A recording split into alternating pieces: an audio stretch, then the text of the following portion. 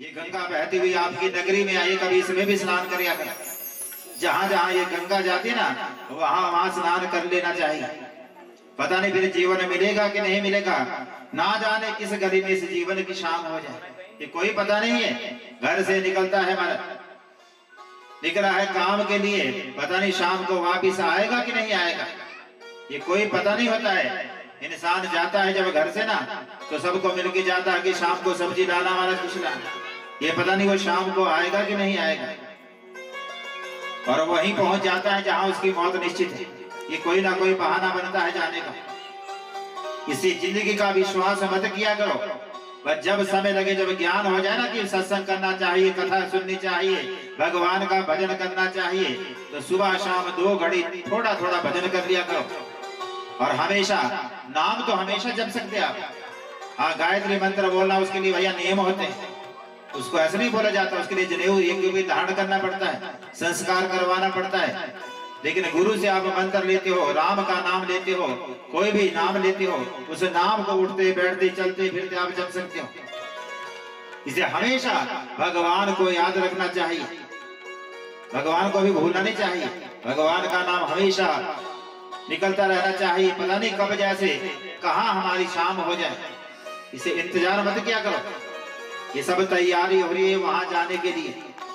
जैसे आप जाते हैं ना, जब यात्रा पे जाते हैं तो 2-4 दिन पहले ही अपना अटैची पैक करते हो कि हमारा ब्रश भी पा लिया, दवाइयां भी पैक कर लेते हो, कोई भूल ना जाए, तो चार्जर तो नहीं रह गया कहीं, हमारा जिसको भी डाल लेते हैं। 3-4 दिन पहले तैयारियां शुरू हो जाती है, और जब वहां जाने की तैयारी इसको कोई नहीं करता है, तो ये तैयारियां हो रही वहां जाने की। जब कोई साथ नहीं होगा, बेटा भी शमशान में, रिश्तेदार भी छोड़ जाएंगे, कोई हमारे साथ नहीं जाएगा, उसने यही यहाँ सुनी हुई कथा फिर हमारे सामने खड़ी हो जाएगी और कहेगी कि महाराज तूने मेरा भजन किया था, आओ मैं तुम्हें महाराज पार ले चलती हूँ, भगवान के धाम पहुंचाती हूँ। फिर यही कथा हमारी सहाय होती। इसे समय की प्रतीक्षा मत किया करो, आज का काम कल पर मत छोड़ा कर। एक बार भगवान विष्णु जा रहे हैं, गरुड़ पे सवार है, आकाश से उड़ते हुए गरुड़ जा रहा है, विष्णु भगवान उस गरुड़ पे बैठे हैं, और चलते चलते हमारा विष्णु भगवान ने धरती पर देखा, एक छत के ऊपर किसी व्यक्ति ने, भगत ने दाना डाला है, कबूतर उसको चुग रहे हैं, दाना खा रहे हैं। भगवान जब नीचे कबूतरों को दाना खाते हुए देखा, भगवान विष्णु को हंसी आ गई। गरुड़ ने पूछा, महाराज हंसी क्यों आई आपको, क्यों हंस रहे हो? मैंने तो कोई बात भी नहीं की, आपको हंसी किस बात की आ रही? तो विष्णु भगवान ने कहा, नीचे देखो धरती पर, एक छत पर हजारों कबूतर दाना चुग रहे हैं, हमारा कबूतर का काम ही दाना खाने का, इसमें हंसी की क्या बात है? भगवान ने कहा कि देख नीचे देख, एक जवान कबूतर है और वो किसी को दाना नहीं खाने देता, सबको भगा रहा है। वो ये सोचा हमारा मैं ही सारा दाना खा दूं। तो गरुड़ ने कहा कि महाराज फिर भी इसमें हंसने की क्या बात है, ये तो इनका स्वभाव है, ये जवान ही सबको भगा रहा है। अरे गरुड़ तुझे मालूम नहीं है, अभी 5 मिनट के बाद इसकी मौत निश्चित है, ये मरने वाला है, लेकिन ये अपने को अमर मान बैठा है और किसी को खाने नहीं देता है, ये सब कुछ स्वयं खाना चाहता है, और 5 मिनट के बाद इसकी मौत होने वाली है। गरुड़ ने कहा, अच्छा माना ऐसी बात है, मैं आपकी बात को झुठला दूंगा, जो आपने कहा ना ये हो नहीं सकता कभी, ये 5 मिनट के बाद मर नहीं सकता। अरे तू जोर लगा ले, लेकिन फिर भी इसकी मौत 5 मिनट के बाद हो ही जाएगी। अब गरुड़ पक्षियों के राजा है, उसको चिंता हो गई कि माना आप ठहरो, मैं अभी जाके आता हूँ, इसको मिल के आता हूँ। और गरुड़ ने उस कबूतर को वहां से उठाया और दूर पहाड़ों में जाकर हिमालय की गुफा में, एक गुफा में बंद कर दिया, बाहर पत्थर रख दिया कि कोई जानवर अंदर न जा सके, और वापिस आया भगवान के पास कि महाराज अब उसको कोई नहीं मार सकता, कि तूने क्या किया कि महाराज मैंने उसको वहां से उठाया और गुफा में डाल दिया। भगवान ने कहा, तूने तो मेरे काम को और भी आसान कर दिया, जिस गुफा में तूने रखा है ना, वहां पहले से बिल्ली उसका इंतजार कर रही थी, उसकी मौत वहीं लिखी हुई थी, वो बिल्ली इंतजार कर रही थी। अब तू जा वहां पर, तू जाएगा भी ना तो उसकी हड्डियां ही वहां पर मिलेगी उसको, महाराज उसे बिल्ली ने समाप्त कर लिया। तो मौत हमें स्वयं वहां ले जाती है खींच कर। इसे दुख नहीं बनाना चाहिए कि महाराज वहां यदि हम साथ शायद वो बच जाता, हम किसी को नहीं बचा सकते हैं, हम बचाने वाले नहीं है, करे कराए आप ही आप, हमारा इसने जीवन भी दिया है, उसको जीवन लेना भी आता है। नहीं था दांत माँ को, दिया दूध माँ को। जब बच्चे के दांत नहीं होते ना, तो माँ के स्तन में उसने दूध भर दिया है। अब व्यवस्था, आगे जीने की व्यवस्था भी वही बनाएगा। लेकिन हम भगवान पर विश्वास नहीं करते, हम सोचते महाराज ये सब मैं ही करने वाला हूँ, अपने को हम करता मान बैठे, इसलिए मानव दुख उठाता है। सूत महाराज कथा सुना रहे हैं ऋषियों को, और आप भी कथा सुन रहे हैं। यहाँ दबोटा में ये कथा चली है, नैमिषारण्य तीर्थ में सुखदेव मुनि सुनाएंगे कथा राजा परीक्षित को। तो कहाँ कहाँ ये कथा हो रही है महाराज, जगह जगह कथा चली रहती है। नैमिषारण्य तीर्थ में हमेशा कथा होती रहती है। कल आपने कथा सुनी, भीष्म पितामह ने प्राणों को देगा, महाभारत का युद्ध हुआ। क्यों हुआ था? दो भाइयों के बीच में जमीन के टुकड़े के लिए। भाई का हिस्सा हड़पना चाहा, लेकिन हमारा पूरा वंश कुल नष्ट हो जाता है। इसे भाई का हिस्सा मत मारो, थोड़े में गुजारा कर लेना चाहिए भैया। बराबर बराबर किसी को नहीं आ सकता है, थोड़ा बहुत कमी रह सकती है, इससे संतोष करना चाहिए। ये जीवन दोबारा नहीं मिलता है, इसे घर में प्यार से रहना चाहिए। अब घर में था बर्तन अब इसमें खड़कते रहते हैं, तो इतना लड़ा करो कि सुबह लड़ के और शाम को एक हो जाया करो। बोले गोविंद भगवान की। 100 भाई थे, 5 पांडवों का बाल भी बांका ना कर सके, लेकिन पूरा कुल नष्ट हो गया। फिर आगे कथा सुनी आपने, पांडवों ने स्वर्गारोहण किया और राजा कौन बना? परीक्षित महाराज राजा बन गए। राजपाट परीक्षित सौंपा, परीक्षित रो रहा था। युधिष्ठिर महाराज ने कहा कि बेटा 3 बातों का ध्यान रखना, गाय पर अत्याचार मत करना, अबला पर कन्या पर अत्याचार मत करना, स्त्रियों का सम्मान करना, संतों का सम्मान करना, गाय की रक्षा करना, ब्राह्मणों की रक्षा करना। ये तेरा धर्म है। अब तुम राजा हो और प्रजा पर ज्यादा टैक्स मत लगाना, ज्यादा भार मत लगाना। इन बातों का ध्यान रखेगा तो तुझे दुख नहीं आएगा। और एक बात और बता दी कि कभी शत्रु भी तेरी शरण में आ जाए ना, उसको भी माफ कर देना, क्षमा कर देना। आज कलयुग से बात हुई, 2 घड़ी बात क्या की कि बुद्धि मारी गई और रहने को स्थान दिए। द्योतपानम स्त्रिया सुना, जिसे कहते हैं बुरे के साथ नहीं बैठना चाहिए। कलयुग ने थोड़ी देर उसके साथ बात की, उसकी बुद्धि मारी गई और स्थान दिए द्योत। जहां जुआ खेला जाएगा वहां तेरा स्थान होगा।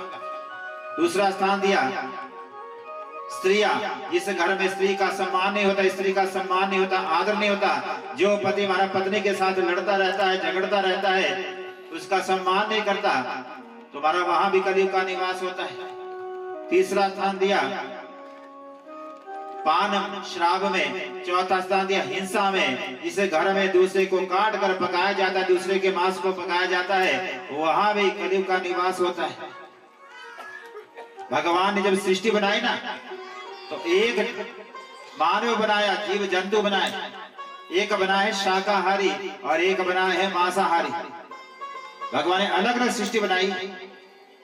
मांस खाने वाले की पहचान अलग होती है, और जो शाकाहारी होते हैं, फल सब्जी खाने वाले, उनकी पहचान अलग है। जो मांस खाते हैं ना, वो जीवा से पानी पीते हैं, चाट कर पीते हो पानी, वो कभी होंठों से पानी नहीं पी सकते हैं। बिल्ली चूहा खाती है, कैसे पानी पीती है? हमारा चाट कर। कुत्ता मांस खाता है, वो चाट कर पानी। शेर वाला मांस खाने वाला है, उसके दांत भी अलग होते हैं। और हम कैसे पानी पीते हैं? बोले गोविंद भगवान की। घर में जाकर सोचना, यदि आप जीवा से चाट कर पानी पीते तो खूब मांस खाते रहना।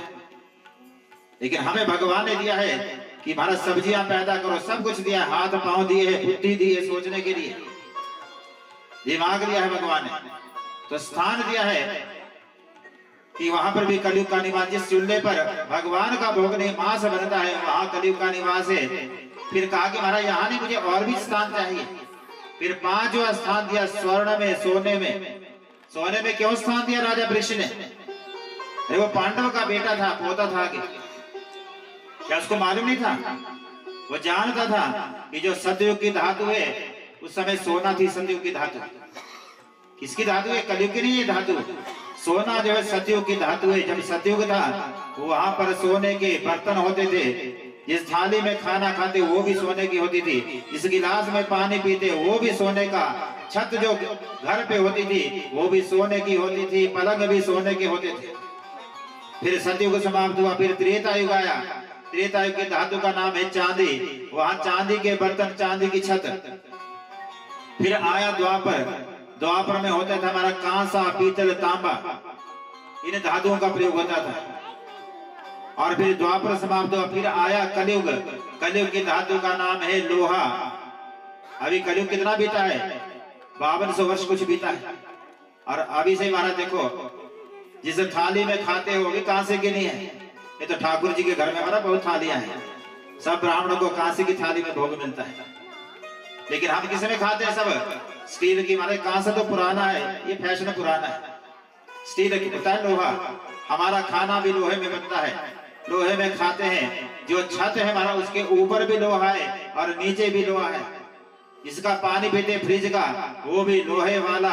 और लोहे में रहते रहते हमारी बुद्धि भी लोहे की हो गई है। बोलिए शंकर भगवान की। कम से कम जिस थाली में भोजन करते हो ना, वो तो घर में कांसे की रख लिया करो, उससे रोग नहीं घर में आते हैं। ये लोहे में खाने से रोग आ जाते हैं। कांसा शुद्ध होता है, पवित्र होता है, इसे कांसे में खाना खाना चाहिए। यदि कांसे की थाली, महाराज 8-10 कौन लाएगा घर में? 8-10 लोग खाने वाले हैं, और हमारा 1000 से कम कोई थाली नहीं आती, उससे ऊपर ऊपर ही आती सब। तो इतने पैसा कौन खर्चेगा? तो कम से कम जिस थाली में भगवान को भोग लगाते हैं ना, घर में एक थाली तो कांसे की रखा करो, चांदी की नहीं रख सकते। उस थाली में भगवान को भोग लगाया करो, क्योंकि भगवान को भोग लगना चाहिए। आप रोज भगवान को भोग लगाएंगे, और कभी भंडारे में कमी आएगी ना, तो भगवान अपने आप भर देंगे भंडारा। क्योंकि भगवान को चिंता हो जाती है कि हमारा कल इसका भंडारा खाली हो गया ना, तो मुझे कोई भोग नहीं लगाएगा, इसलिए भगवान उसे भंडारे को भर देते हैं। तो कलयुग को स्थान दिया सोने में। लेकिन किस सोने में रहते हैं कलयुग में? जो हमारा पाप की कमाई घर में आती है। आज राजा पृष्ठ की बुद्धि मारेगी, ये मालूम नहीं था कि मेरे सिर पर भी सोने का मुकुट है। और कलयुग ने मक्खी का रूप बनाया और राजा परीक्षित के मुकुट पर चला गया। घूमते घूमते आज क्रूर जंगल अपनी नगरी को देख रहा है, कितनी सुंदर नगरी है। प्यास लगी, और जैसे ही पानी पीने के लिए श्रमिक मुनि के आश्रम में पहुंचा। श्रमिक मुनि, संध्या का समय है और माला गुमारे, आंखें बंद है। सारे ऋषि मुनि जितने भी उस आश्रम के लोग थे, वह अग्नि में आहुतियां दी जा रही है, मंत्र गूंज रहे। संध्या का समय है, सांझ का समय, सूर्य अस्ताचल की ओर जा रहा है। और जितने भी चेले हैं श्रमिक मुनि के, सब आहुतियां डाल रहे हैं। त्र्यंबकम यजामहे सुगंधिम पुष्टिवर्धनम उर्वारुकमिव बंधनात् मृत्युर्मुक्षीयमामृतात्। महाराज प्रत्येक शिविर से आवाज आ रही है, कुटिया से आवाज आ रही है, मंत्र गूंज रहे हैं। और समय प्यास लगी, राजा परीक्षित को पानी पीने के लिए श्रमिक मुनि के आश्रम में गया। ये मालूम है कि संध्या का समय, मुनि ध्यान में मगन है, लेकिन कलयुग सिर पर सवार था, भूल गया कि महाराज मुझे प्रणाम करना है। गुस्सा आ गया कि देखो सामने राजा खड़ा है, पानी तो क्या पिलाना, खड़े होकर मेरा स्वागत नहीं किया। क्रोध में आकर वहीं एक सांप घूम रहा था, अपने तीर से उसको मारा, उठाया नोक पर और श्रमिक मुनि के गले में डाल दिया। श्रमिक मुनि को यह मालूम है कि मेरे गले में सांप पड़ा है, लेकिन श्रमिक मुनि का बेटा है श्रृंगी बेटा। और जैसे पिता के अंदर गुण होते ना, आधे गुण तो स्वाभाविक रूप से पुत्र में आ जाते हैं, बेटे में आ जाते हैं। चाहे आपकी शक्ल ही आ जाएगी, उसमें कुछ गुण भी आ जाते हैं। होता ना, कई बेटा जो है बाप पर जाता है, कोई मामा पर जाता है, कोई नानकी पर जाता है, नाने का रूप आ जाता है किसी में, इसके नाने के गुण आ जाते हैं। इसको कहते हैं खून का रिश्ता। वो कुछ ना कुछ गुण स्वाभाविक रूप से उसे बच्चे में आ जाते हैं। अब श्रमिक मुनि भगवान का भजन करते हैं, बेटा श्रृंगी देखता है, और जैसे पिता बोलते हैं वैसे हमारा कुछ गुण उनके अंदर भी आ गया। अब स्नान करना था, छोटे छोटे बच्चों ने कहा, अरे श्रृंगी बेटा देख, हमारे पिता के गले में मोतियों की माला, रुद्राक्ष की माला, चंदन की माला, तुलसी की माला, और तेरे पिता के गले में मरा हुआ सांप पड़ा है, सांप की माला पड़ी है। श्रृंगी बेटा क्या देखा, पिताजी के गले में किसने सांप डाला हुआ है। उस समय श्रृंगी ऋषि ने ध्यान लगाकर देखा, अच्छा राजन तुम आए थे हमारे इस कुटिया में, हमारे आश्रम में आए, प्रणाम तूने किया नहीं, और तूने मेरे पिता का अपमान कर दिया, मरा हुआ सांप गले में डाला। जा बेटा मैं भी तुझे शाप देता हूँ। इति लंघितम मर्यादा तक्षका सप्तमे आहने। आज तूने मर्यादा का उल्लंघन किया है और तक्षक नाग आएगा यही, और 7 दिन के बाद तेरी मौत निश्चित, तेरे प्राणों का हरण करेगा। उसने अपनी वाणी का दुरुपयोग कर दिया। राजा को मालूम नहीं है और अपने वापस जा रहा है कुरुजांगल देश को, और जैसे ही अपने महल में पहुंचा विश्राम करने लगा, मुकुट को नीचे उतारा, पूरी महाराज झांकी आगे कि आज मैंने एक संत का अपमान किया। पहली बार जीवन में एक पाप कर्म कर दिया, कहाँ तो प्रणाम करना था और कहाँ संत का अपमान कर दिया। और सिंगी भी उधर रो रहा है आश्रम। पिताजी की आंख खोली, पिताजी ने पूछा बेटा क्यों रो रहा है? कि पिताजी गले में देखो। अरे बेटा ये सांप तो हमारे आश्रम का है, किसने मारा इसे? कि पिताजी ये उस राजा परीक्षित की करतूत है, उसने मारा भी, एक पाप किया मारने का और दूसरा पाप किया आपका अपमान करने का। कि बेटा आज राजा हमारे आश्रम में आया, क्या तूने सेवा भी की उसकी? कुछ पानी भी पिलाया? कि हमारा पानी तो ऐसा पिलाया कि 7 दिन के बाद मालूम पड़ेगा जब उसके प्राण ये तक्षक नाग हरण करेगा। अरे बेटा तूने इतना बड़ा शाप दे दिया। अरे शाप से हमारी तपस्या भंग हो जाती है, तपस्या चली जाती है, क्षीण हो जाती है। तूने अपने तेज को क्षीण कर दिया है। आज तूने राजा को शाप दिया, उसकी मौत निश्चित है। अरे तो उसको बताया भी किसी ने? अपने गौर प्रभा शिष्य से कहा जाओ राजा से कह दो कि अपने बचने का कोई उपाय ढूंढ ले, क्योंकि नाग के सांप के कारण तुम्हारी मौत होगी, और जिसको सांप काटता है वो नरकों को जाता है। मैं नहीं चाहता तू धार्मिक राजा पांडवों का अंश है और सांप के कारण तेरी मौत हो जाए और तुझे नरकों में जाना पड़े। और अपने बचने का कोई उपाय ढूंढ लो। उधर राजा परीक्षित को जब पता चला कि बेटे ने मुझे शाप दे दिया है, अब तो महाराज राजा जोर जोर से हंसने लगे कि महाराज मैं रोज सोचता था घर छूट जाए, घर छूट जाए, लेकिन घर छूट नहीं रहा था। मैंने कोशिश की इस घर को छोड़ने की, लेकिन घर छूट नहीं रहा था। अब अपने आप घर छूट जाएगा, 7 दिन के बाद मेरी मौत हो जाएगी, लेकिन सांप के काटने का शाप मिला है और मुझे नरकों में जाना पड़ेगा। महाराज हमारे कुल का नाम बदनाम हो जाएगा। अपना घर बार छोड़ा, जनमेजय को राजगद्दी पर बिठाया और स्वयं गंगा के तट पर पहुंच गए। वहां आवाज लगा रहे, मिले कोई ऐसा संत फकीर पहुंचा दे भवसागर के तीर। ऐसा कोई संत महात्मा है जो मुझे 7 दिन में भव से पार लगा दे, मुझे कोई ज्ञान दो, मुझसे कोई दान पुण्य करवाओ। हजारों संत महाराज जब सुना कि राजा को शाप लगा है, सब वहीं बैठ गए नदी के किनारे, गंगा के तट पर संतों का समाज बैठा है। और जब संतों को देखा राजा ने बड़ा खुश हो गया कि हमारा मरते मरते आपके दर्शन होंगे तो मेरी मुक्ति हो जाएगी। लेकिन मुझे कोई कथा प्रसंग सुनाओ, 7 दिन कैसे निकलेंगे, मुझे कोई कथा सुनाओ। तो व्यास मुनि ने कहा कि राजा ने तुझे शाप लगा है, 7 दिन के अंदर तेरी मौत हो जाएगी, लेकिन यदि कोई तुझे भागवत की कथा सुना दे, मैंने देखा जरूर है भागवत, अब मैं बूढ़ा हो गया हूं, मैं सुना नहीं सकता। हाँ कहीं से मेरा बेटा वापिस आ जाए और तुझे भागवत की कथा सुना दे तो तेरी मुक्ति हमारे सामने खड़ी हो जाएगी। वही नारद भी बैठे हुए थे और नारद जब ये बात सुनी कि भागवत सुनाने वाले सुखदेव मुनि हैं, सुखदेव को ढूंढने के लिए निकल पड़े। और ढूंढते ढूंढते कहाँ पहुंचे, जहां से गंगा निकली है गंगोत्री में, वहां देखा सुखदेव मुनि उम्र केवल 16 वर्ष की है, लेकिन भागवत जी में क्या लिखा हुआ है, 2 अष्ट वर्षम, 8 साल की उम्र लिखी है। क्यों लिखी 8 साल की? क्योंकि जो 8 साल का बच्चा ना अबोध होता है, उसके अंदर काम लोभ मोह नहीं होता, क्रोध नहीं होता उसके अंदर, उसका मन निर्मल होता है। ऐसे सुखदेव की उम्र 16 साल की, लेकिन यहाँ भागवत जी में 8 वर्ष की लिखी है कि उनकी उम्र है 16 साल की, लेकिन अबोध बालक जैसे हैं वो सबको एक समान देखते हैं। स्त्री भी वैसी है, पुरुष भी वैसा ही है, उनके लिए सब गोपी है, वो गोपी भाव सबको देखते हैं। नारद ने कहा कि चलो हमारा समय आ गया है भागवत को सुनाने का। सुखदेव ने पूछा कहाँ जाना है? राजा परीक्षित ने संत का अपमान किया है, मरा हुआ सांप गले में डाला और संत के बालक ने शाप दिया, 7 दिन के बाद मौत होगी। सुखदेव मुनि कहते संसार पाप करता है और मुझसे इच्छा करता है कि मैं हमारा मुक्ति दिलाऊं उन्हें। अरे जो करेगा वो भरेगा, मैं क्यों जाऊं? नारद ने कहा अच्छा महाराज आप नहीं जाएंगे? तो नारद ने कहा कि महाराज मैं आपको एक कथा सुनाता हूं। तो नारद ने कहना शुरू किया कि महाराज एक छोटा सा बच्चा कुएं के पास खेल रहा है और उस कुएं के पास एक जवान व्यक्ति भी बैठा हुआ है और वो बच्चा खेलते खेलते कुएं में गिर जाता है। जैसे बच्चा कुएं में गिरा और वो व्यक्ति मानो कुएं के मडेर पर खड़ा हुआ है।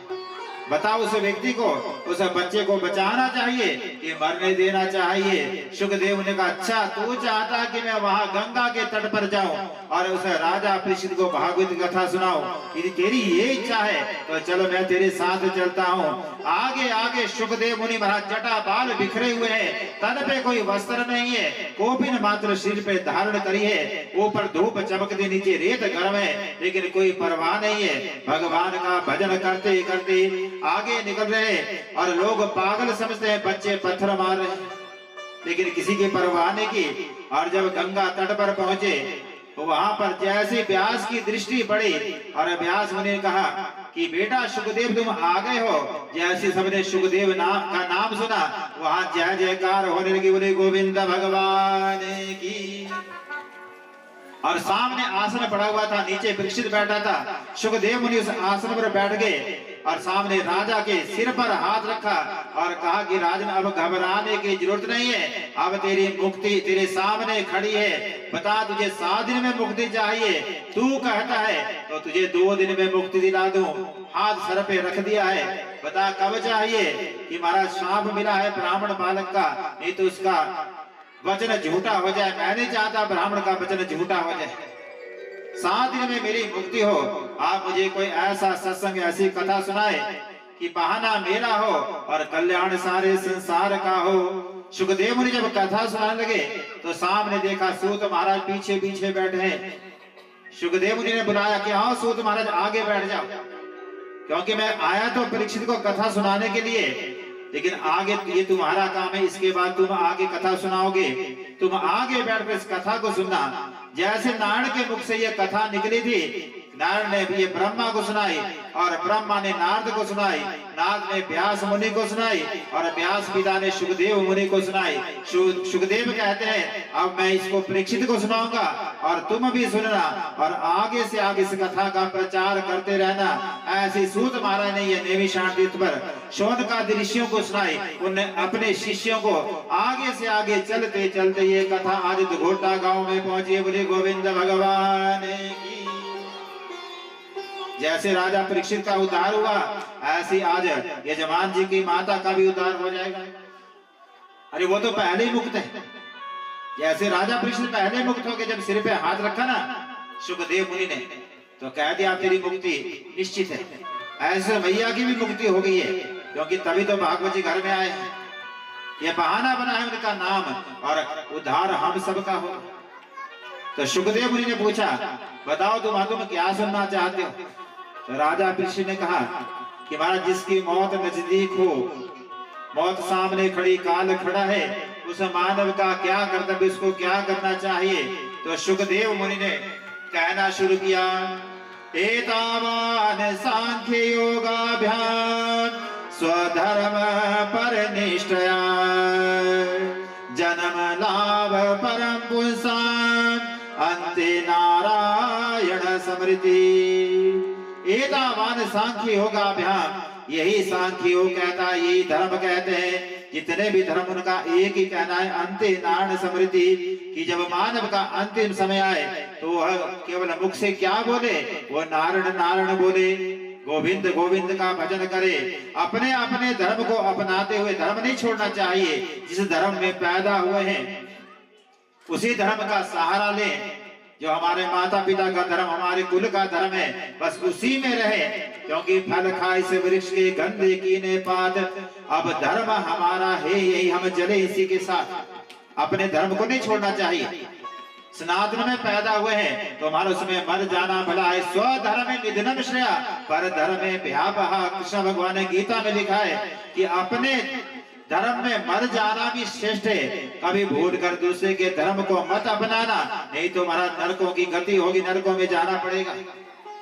इसे मानव का धर्म है कि जिस धर्म में पैदा हुए उसमें मर जाओ, लेकिन मरा दूसरे के धर्म को मत अपनाओ, नहीं तो धोबी का कुत्ता घर का ना घाट का, वो कहीं लायक नहीं रहता। फिर लोग धन के लालच में आकर महाराज कोई चादर चढ़ा रहा, कोई फादर बना रहा है। अरे हमारे भगवान है गृहस्थी, हम भी गृहस्थी है, भगवान भी गृहस्थी है।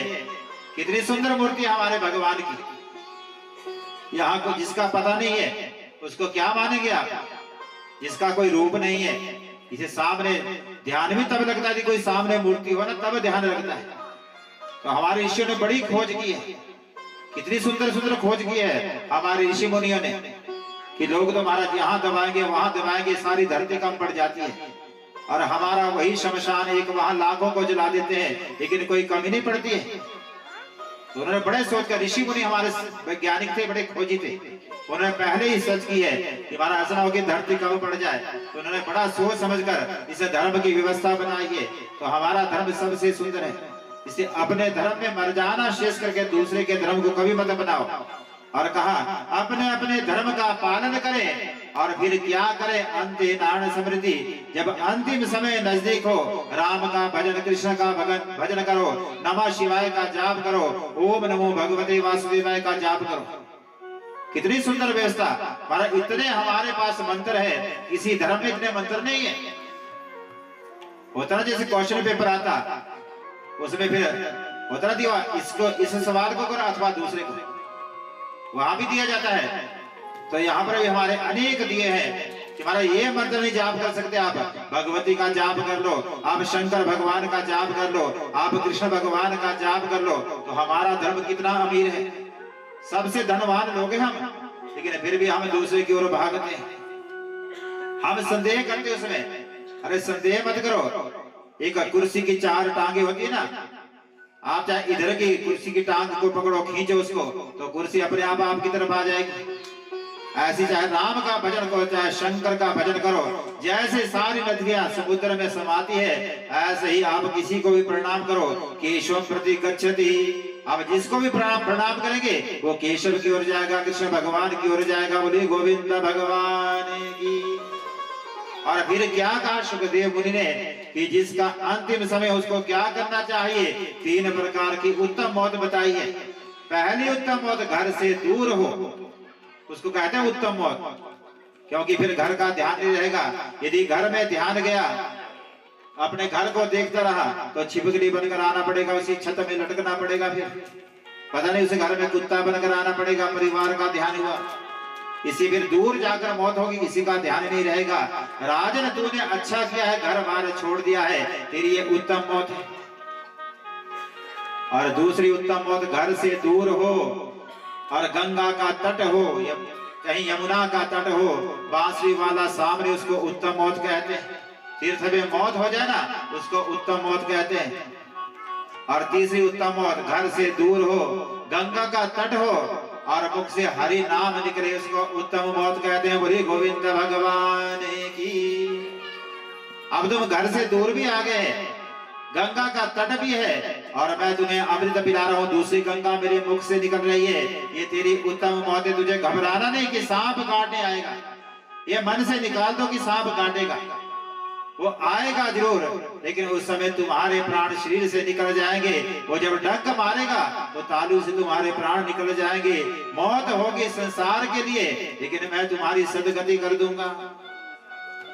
अच्छा, हमारा पहले भी कोई उदाहरण है कि पहले भी इतनी जल्दी किसकी सदगति हो गई कि महाराज जिसने 7 दिन भजन किया हो, कथा सुनी, उसकी मुक्ति हो गई। अरे तुम 7 दिन की बात करते हैं, यहाँ तो खड़वांग राजा हुआ राम की खानदान में, प्रभु राम की खानदान में। खड़वांग राजा की 2.5 घड़ी में मुक्ति हो गई। 2.5 घड़ी कहते हैं 1 घंटा भगवान का भजन किया और खड़वांग की मुक्ति हो गई। 1 घंटे में कैसे हो गई? राम की खानदान में खड़वांग नाम का राजा हुआ। एक बार देवताओं और राक्षसों का युद्ध हुआ। अब कई सालों तक युद्ध चला। राजा खड़वांग को बुलाया गया अयोध्या से, और खड़वांग ने महाराज बड़ा सुंदर युद्ध किया। सारे राक्षस हार गए, देवता जीत गए। इंद्र प्रसन्न हो गया और इंद्र ने पूछा, राजा खड़वांग, हजारों साल तूने लड़ाई की और हम जीत गए, अब मांग क्या चाहता है? कोई वरदान मांग ले। खटवांग ने कहा हमारे वरदान क्या मांगू, 1000 साल तो लड़ते हुए हो गए, अब पता नहीं मेरी खानदान में कौन बचा होगा पीछे, पता नहीं मेरी पत्नी है कि नहीं है, मेरे बेटे हैं कि नहीं है, आगे पोते पड़ पोते होंगे, और यदि मैं जाऊंगा अपनी राजधानी में मुझे कोई नहीं पहचानेगा, फिर क्या करना है। कांवर जी तुम दयालु ही है मेरे ऊपर, तो इतनी कृपा कर दो, मेरी उम्र को देखो कि मेरी उम्र कितनी बची है। उस समय बृहस्पति गुरु जी को बुलाया और गुरु जी ने कहा कि राजन तेरी उम्र तो 1 घंटा शेष बच गई, बस 1 घंटे बाद तेरी मौत हो जाएगी।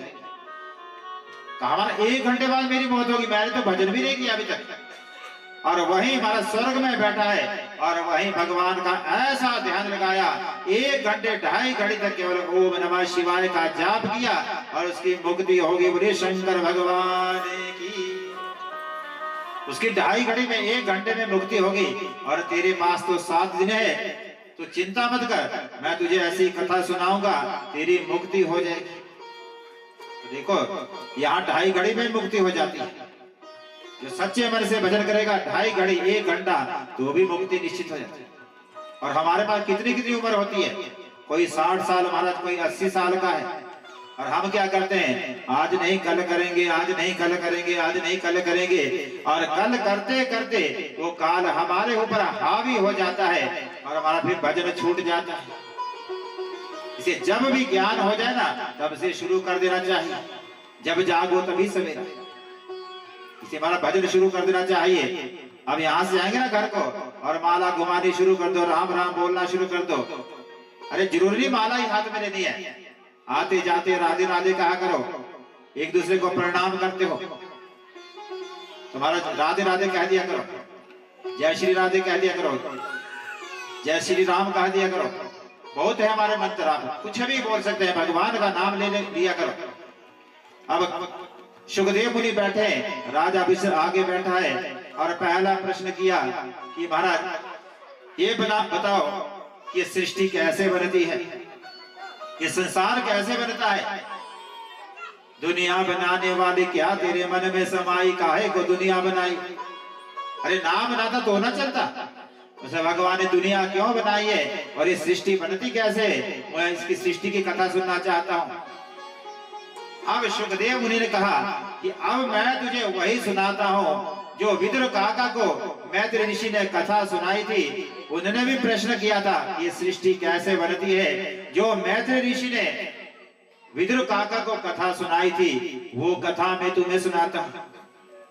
कि महाराज मैत्री ऋषि ने कथा सुनाई, विदुर को क्या जरूरत पड़ी कथा सुनने की, कि मैं तुझे वही कथा सुनाऊंगा, क्योंकि मैं सुनाने वाला नहीं होता, सुनाने वाला कोई और होता है। इसे सुखदेव मुनि ने कहा कि मैं भी सुनाने वाला नहीं हूँ, मैं तो केवल इसको बांटने वाला हूँ, सुनाने वाला कोई और है। महाराज हम तो केवल उसके हाथ की कठपुतलियां हैं। इसे सुखदेव मुनि ने कहा कि जो मैत्री ने सुनाया वो मैं तुम्हें सुनाता हूँ कि महाराज विदुर काका को कथा क्यों सुननी पड़ी।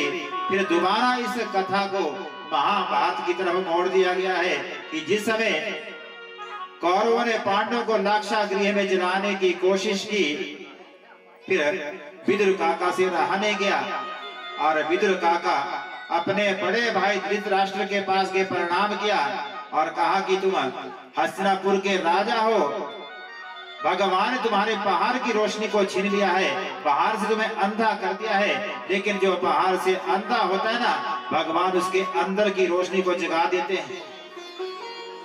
लेकिन मुझे लगता है कि तू पहाड़ से तो अंधा है ही, लेकिन पुत्र के मोह में तू अंदर से भी अंधा हो गया है।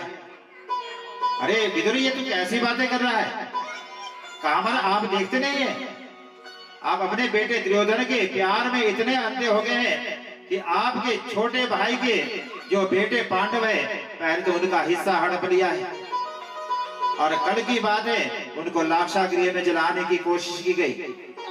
अरे भैया मुझे लगता है ना ये जो तेरा दुर्योधन है ना ये साक्षात तेरे घर का कलयुग है, तेरे घर में कलयुग ने जन्म ले लिया है और तुम देख कर भी महाराज अरे देखा कर रहे हो, क्योंकि नीति कहती है कि यदि एक हाथ की उंगली खराब हो जाए ना, सड़ जाए, उसमें रोग लग जाए तो हमारे उसको काटने में भलाई है, उसको काट देना चाहिए ताकि पूरा शरीर सुरक्षित रहे। ऐसा करो, इस कलयुग को घर से निकाल दो कि तुम्हारा कुल तो बच सके। और किसी ने जाकर दुर्योधन से भी बात कह दी कि तुम्हारे विदुर काका तेरे पिता के कान भर रहे हैं। अब दुर्योधन पीछे खड़ा होकर सारी बातें सुन रहा है और कहा, काका क्या कहते हो? मुझे कलयुग कहते हैं? अरे साक्षात कलयुग तो तुम हो। खाते हमारा है और गाते पांडवों की हो। काका इतने प्यारे ना पांडव तुझे, तो जाओ उन्हीं के पास चले जाओ, यहाँ मत रहो, निकलो वहां से। मैंने तुझे मंत्री बना दिया, इतने ऊंचे पद पर रखा है और फिर भी तुझे मंत्री पद नहीं भाता है, फिर भी तू उन्हें पांडवों का साथ दे रहा है। निकल जाओ मेरे महल से।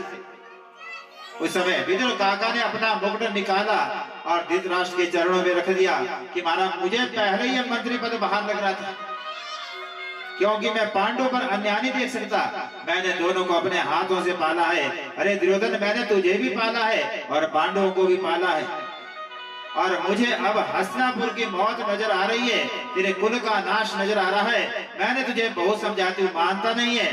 ले अपना मुकुट ले, इस मंत्री पद को छोड़ता हूँ। और जो तीर कमान था हमारा कांधे पे, उस धनुष को निकाला और अपने बड़े भाई के चरणों में रख दिया और चलते चलते दुर्योधन से कह दिया कि दुर्योधन, ये मत सोचना कि मैं पांडवों का साथ दूंगा। अरे मेरे लिए पांडव भी वैसे हैं और मेरे लिए कौरव भी वैसे हैं। मैं किसी की तरफ से नहीं लड़ूंगा। और अपने कुटिया में जब गए, अपने महल में अपनी पत्नी विदुरानी का हाथ पकड़ा और कहा, चलो अब हम इस महल में नहीं रहेंगे। और आप तो मंत्री हो, आप क्यों नहीं रहेंगे यहाँ पर? कहा, अब मैंने मंत्री पद छोड़ दिया है, अब मैं आजाद हो गया हूँ। चलो जहाँ भगवान रखेगा हम वहीं रहेंगे। वहां से निकले और जंगल की ओर चल पड़े। और जंगल में कदली का बड़ा सुंदर बागीचा है केले का, वहीं पर अपनी सुंदर झोपड़ी बनाई है और वहीं भगवान का भजन करते हैं। काकी को साथ दिया है, वहां भजन चल रहा है। और एक दिन कुछ सामान लेने के लिए शहर में पहुंचे और देखा आज शहर को बड़ा सुंदर सजाया गया है। कहीं बंधनवार बंधी है, फूल मालाएं बंधी हुई है। विदुर काका ने पूछा, भैया ये शहर को क्यों सजाया गया दुल्हन की तरह? कहा, काका तुम्हें मालूम नहीं है, आज द्वारिकाधीश कुंती बुआ का दूत बनकर, शांति दूत बनकर आने वाले हैं। और दुर्योधन ने सोचा है कि मैं उनको प्रसन्न कर दूंगा और वो मुझे जीत का वरदान दे देंगे। इसी महाराज दुर्योधन ने शहर को सुंदर सजाया है दुल्हन की तरह और 56 प्रकार के पकवान भी बनाए हैं। अच्छा, आज द्वारिकाधीश आएंगे। अब तो विदुर काका जल्दी जल्दी अपने झोपड़ी की ओर भागे और विदुरानी से कहने लगे, अरे क्या करती हो? चलो चलो, मैंने सुना है आज द्वारिकाधीश आएंगे, हम उनके दर्शन करेंगे। चलो तू भी दर्शन कर उनके। और दोनों भागकर हमारे शहर में पहुंच गए। और शहर में लोगों की 2 लाइनें लगी है, एक तरफ स्त्रियां खड़ी है, एक तरफ पुरुष खड़े। हजारों लोगों की भीड़ लगी है। फूल मालाएं महाराज सबने हाथ में ली है कि अभी द्वारिकाधीश आने वाले हैं। लाखों की भीड़ जमा है। और विदुरानी ने काकी ने काका से पूछा, अरे काका इतनी भीड़ में कहां लेकर आए हैं? इतनी भीड़ में हम उन्हें कैसे देख सकेंगे?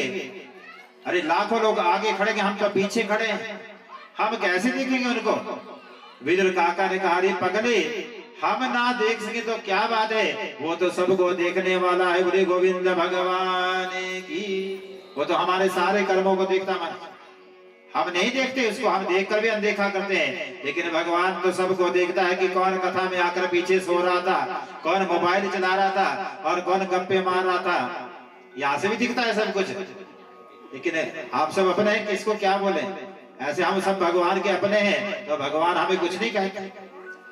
होता है जब पेपर होते हैं स्कूल में, जब पेपर देते ना अब, तो वहां गुरुजी सारा साल पढ़ाते हैं आपको और फिर आप लिख रहे हैं वहां, आंसर लिख रहे हैं वहां पर। तो गुरुजी को पता है कि ये गलत लिख रहा है, लेकिन गुरुजी कुछ नहीं बोलते कि नंबर तो मैं नहीं देने भैया, तो लिख ले जो तूने लिखना है।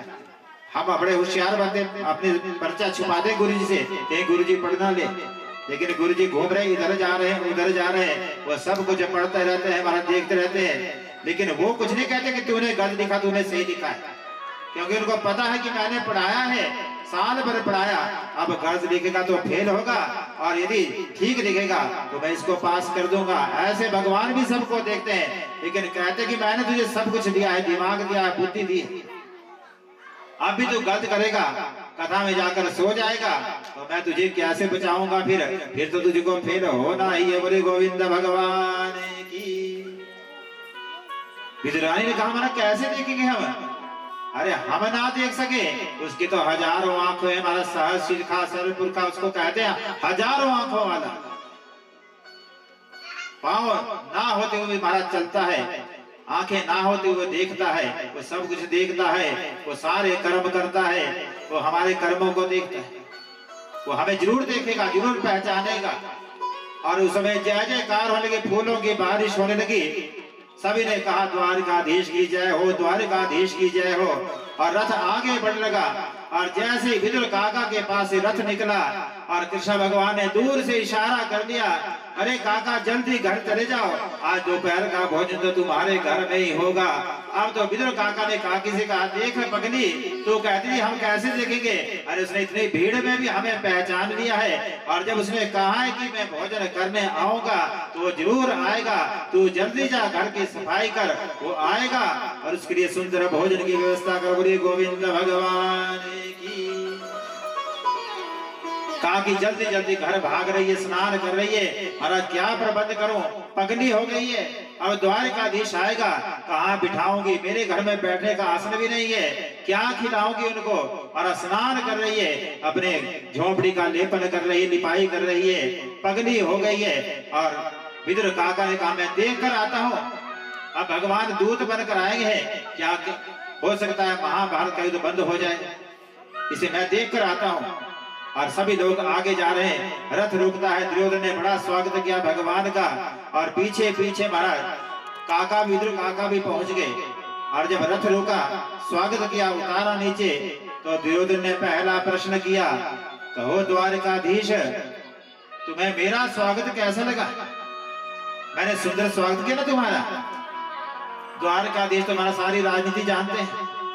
द्वारकाधीश ने कहा, अरे दुर्योधन तू पगला हो गया है, स्वागत तो राजा का किया जाता है, मैं आज राजा बनकर नहीं आया हूँ, मैं तो कुंती बुआ का शांति दूत बनकर आया हूँ। और कुंती बुआ ने ये कहा है कि हमें राज्य नहीं चाहिए, वैसे हम आधे राज्य के हकदार हैं, लेकिन हमें आधा नहीं चाहिए, बस तू हमें 5 गांव दे दे, बस उसी में हम शांति संतोष कर लेंगे। अब तो दुर्योधन को गुस्सा आ गया, और दुर्योधन ने कहा, अरे क्या बात करते हो, 5 गांव की बात करते हो? द्वारकाधीश मैं तो बिना युद्ध किए एक सुई की नोक के बराबर राजपाट नहीं दूंगा।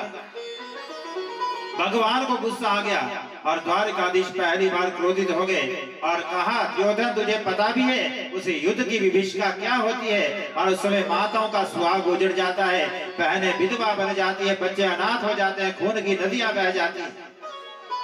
तूने देखा भी युद्ध कैसा होता है? कभी कल्पना की युद्ध की तूने? और उस समय शकुनी मामा ने दुर्योधन के पांव को दबा दिया। अरे पगले, मैंने कहा था उस टेढ़ी टांग वाले को फटा लेना, वो जिसकी तरफ होगा उसकी जीत हो जाएगी, लेकिन तूने तो इसको गुस्सा दिला दिया है, इसको शांत कर लेना। दुर्योधन ने उस समय हमारा हाथ पकड़ा द्वारकाधीश का, अरे इन बातों को रहने दो, बाद में बात करेंगे। देखो मेरी माँ ने 56 प्रकार के पकवान भोग बनाए हैं, आओ दोपहर का समय है, पहले भोग खा ले। द्वारकाधीश ने कहा, भैया 2 कारणों से इंसान भोग खाता है, भोजन करता है, या तो खिलाने वाले के मन में इतना प्यार हो कि हमारा विवश होकर उसको खाना ही पड़ जाए, क्योंकि इतना प्यार देखकर खाना ही पड़ता है। यजमान का प्यार देखते ना ब्राह्मण, शुगर भी है, लेकिन ब्राह्मण के यजमान जी कहते हैं, हमारा थोड़ा सा तो खा लो हलवा, तो ब्राह्मण शुगर होते हुए उस हलवे को खा लेते हैं, क्योंकि प्यार इतना होता है। तो जहां प्यार होता है वहां हमारा जो खाने को मजबूर हो जाता है। और दूसरा है कि किसी को भूख लगी हो तो वो खाता है, लेकिन देख दुर्योधन, ना तो मुझे भूख है और ना ही तेरे अंदर प्यार है। और तीसरी बात, आज का भोग तो महाराज मैं विदुर काका के यहाँ करूंगा, तो मुझे वहां का निमंत्रण आया है, विदुर पीछे खड़े थे, अरे कैसा झूठ बोलता है, ये छलिया झूठ बोल रहा है, मैंने कभी बुलाया, लेकिन जब कह रहा तो जरूर अब आएगा। और वहां से भागे काकी के पास पहुंचे, अरे वो तो आने वाला है, तुम जल्दी जल्दी व्यवस्था करो और उसको मोतीचूर के लड्डू बड़े प्यारे हैं, मैं मोतीचूर के लड्डू बाजार से लेकर आता हूँ, तो सुंदर व्यवस्था बना दे। और भगवान ने उधर खाना त्याग दिया, 56 प्रकार के भोग त्याग दिए और सीधे भाग रहे विदुरानी की ओर। और आवाज गाए, काकी काकी कहाँ हो? काकी स्नान कर रही थी और स्नान करके गीले वस्त्र धारण किए, महाराज पागल हो गई, कहाँ बिठाओ? भगवान कहते, काकी तुम अंदरों में बाहरों, मुझे अंदर आने को नहीं कहोगी? अरे काना कन्हैया तुम्हारा ही तो सारा घर है, ये जहां मर्जी वहां बैठ जाओ। अरे बिठाना था पटड़े पर और बिठा दिया भूमि पर। इतने पागल हो गए महाराज कृष्ण भगवान के प्यार में। और कन्हैया कहते, काकी काकी मुझे तो भूख लगी है, भोजन की व्यवस्था करो। अब काकी चारों तरफ देख रही, महाराज क्या खिलाऊं? तेरे काका गए हैं अभी लड्डू लाने के लिए, वो आते होंगे। नहीं काकी उनको आने में देर हो जाएगी, मुझे तो बस अभी चाहिए। बोली गोविंद भगवान की।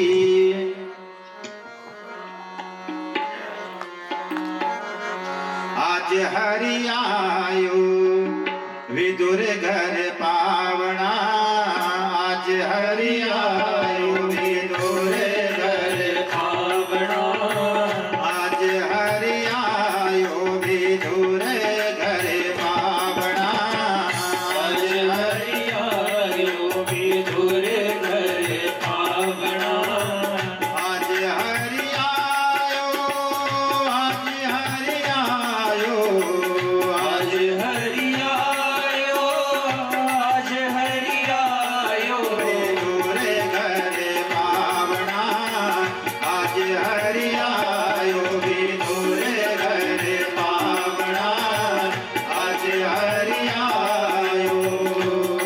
हरि बोल।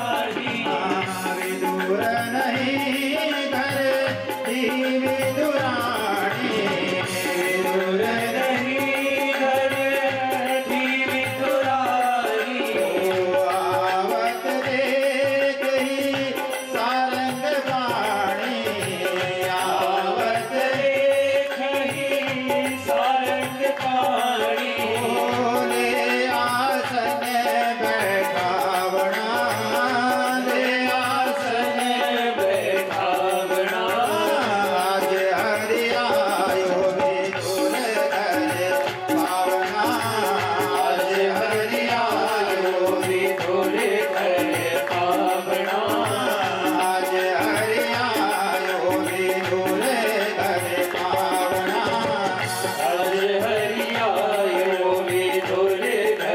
तालियां बजाते हुए सभी हरि बोल।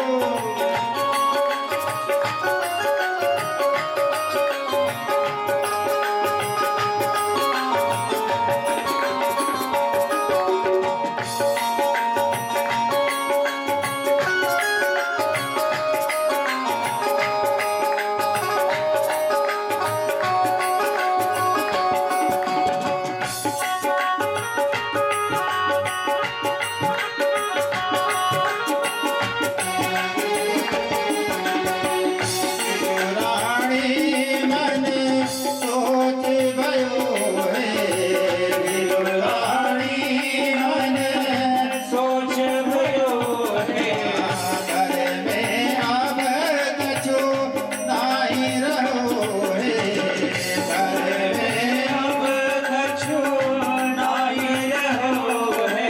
जैसे दादा ने भोग मांगा, अरे काकी काकी भोग लगी है, भोजन लाओ ना। तो विदुरानी एक एक डब्बे का ढक्कन खोल दिया, हमारा खाने को कुछ नहीं है। चारों तरफ देखा, मन में सोचा बाहर चलती हो, केले में कहीं फल लगा होगा। लेकिन जब देखा सुबह सुबह संत महात्मा आए थे, सारे फल तो महाराज संतों को खिला दिए है, भगवान को याद करे वाला भोग कहाँ से लगाऊं?